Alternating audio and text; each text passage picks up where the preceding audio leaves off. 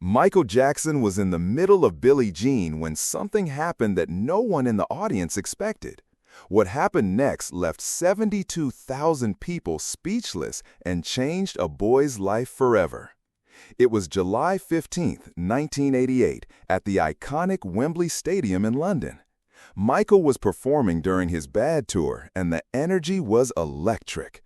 He had already electrified the crowd with Wanna Be Startin' Something, The Way You Make Me Feel, and the powerful ballad I Just Can't Stop Loving You.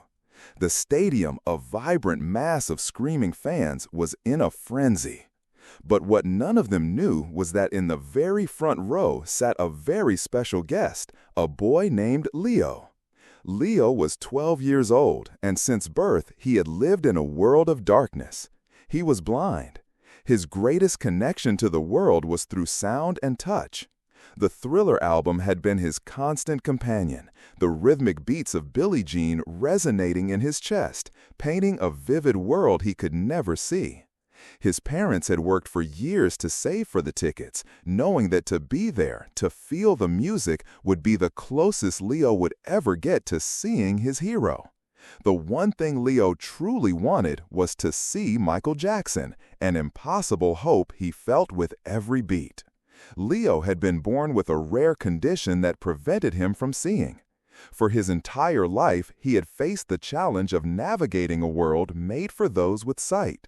The doctors and his family had accepted that his vision would never return. His mother, Maria, and his father, Ben, had made every effort to help him find joy. "Tonight, you're going to hear the stars shine," Maria had whispered to him that morning, her voice full of emotion. They had traveled by train from Liverpool, and even in the crowded station, Leo's excitement guided him. He could hear the roaring crowd, the smell of popcorn, and the anticipation in the air. When they finally arrived at their seats, right near the stage, Leo's happiness was indescribable. He could feel the vibrations of the show in the stands, the warmth of the lights, and the closeness to the king of pop.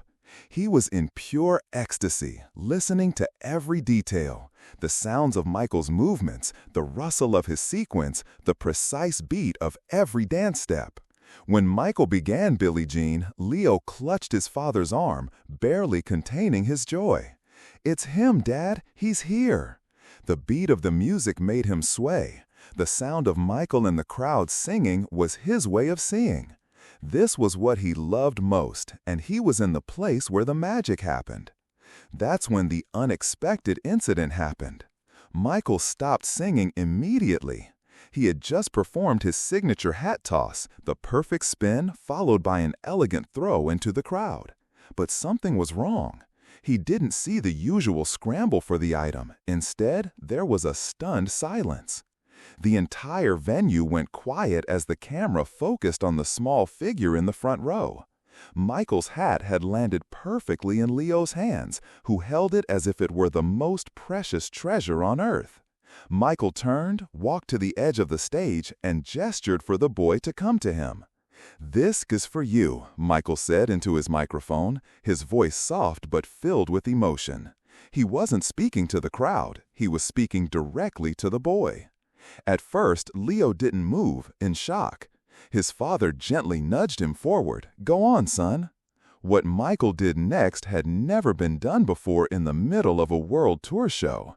He knelt at the edge of the stage, reached out his hand, and with the help of a security guard, helped the boy up onto the stage.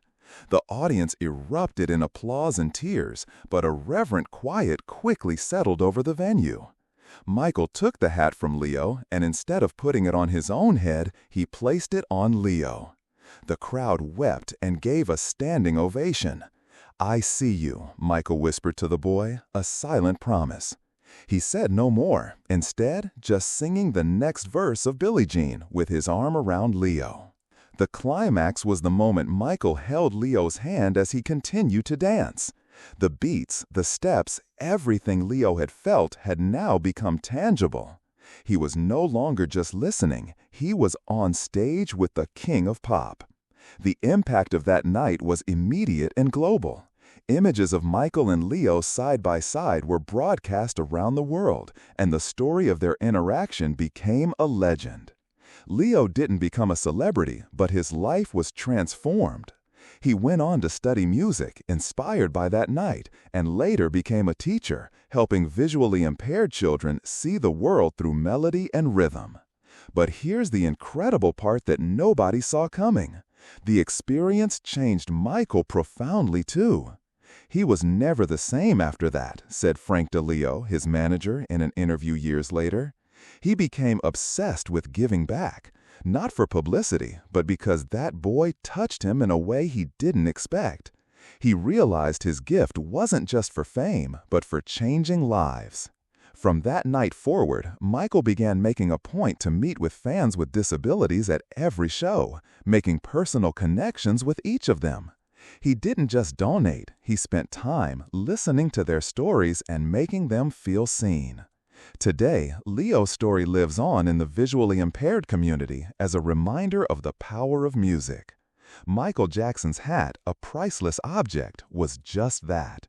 What it meant to Leo, however, was the sound of a miracle.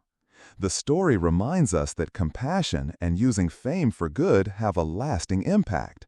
Michael could have ignored the boy and continued the show.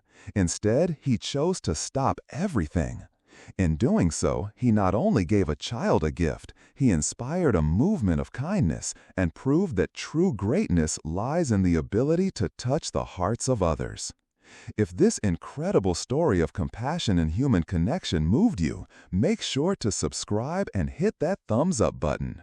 Share this video with someone who needs to hear about the power of using fame to lift others up. Have you ever witnessed a moment when a celebrity stopped everything to help someone?